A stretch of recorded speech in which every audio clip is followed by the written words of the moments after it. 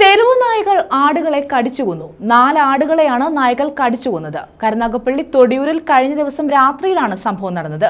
തൊടിയൂർ തിരുവോണത്തിൽ തൊഴിലുറപ്പ് തൊഴിലാളിയായ രമയുടെ 4 ആടുകളെയാണ് നായ്ക്കൾ കടിച്ചുകൊന്നത്. കഴിഞ്ഞ പുലർച്ചെ 3 മണിയോടെയാണ് തെരുവു നായകൾ ആടുകളെ ആക്രമിച്ചത്. ഒരു കൂട്ടം നായകൾ കൂട് തകർത്ത് ആടുകളെ ആക്രമിക്കുകയായിരുന്നു. ശബ്ദം കേട്ട സമീപവാസികളാണ് വീട്ടുകാരെ വിവരം അറിയിച്ചത്. തൊടിയൂർ തിരുവോണത്തിൽ തൊഴിലുറപ്പ് തൊഴിലാളിയായ രമയുടെ ഉപജീവനമാർഗമായ 4 ആടുകളെയാണ് നായ്ക്കൾ കടിച്ചുകൊന്നത്.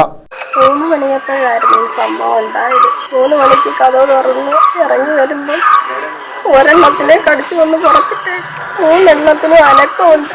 കഴിഞ്ഞ് ഡോക്ടർ വന്ന് നോക്കുമ്പോൾ ഉണ്ട്, വിഷമിടത്തില്ലെന്ന് പറഞ്ഞ് 3 ചത്തുപോയി. ഞാനിതുകൊണ്ടായിരുന്നു ജീവിക്കുന്നത്. ഇപ്പോഴല്ല, പണ്ട് പോലെ ഞാൻ ആടുകളൊക്കെ ജീവിക്കുന്നു. ഒറ്റ പ്രസവത്തിൽ 3 കുട്ടി, അങ്ങനെയാണ് എനിക്ക് കിട്ടിക്കൊണ്ടിരിക്കുന്നത്. 6 പ്രസവമാകുമ്പോൾ ഞാൻ തള്ളയങ്ങ് കൊടുക്കും, ഒരു കുട്ടിയെ നിർത്തും. അങ്ങനെ ഞാൻ വളർത്തുന്നു.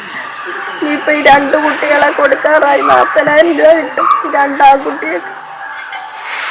കൂട്ടത്തിൽ ഗർഭിണിയായ ആടും ചത്തു. മൃഗഡോക്ടറെ വിവരമറിയിച്ചതിനെ തുടർന്ന് ഇവർ എത്തിയപ്പോഴേക്കും 4 ആടുകളും ചത്ത നിലയിലായിരുന്നു.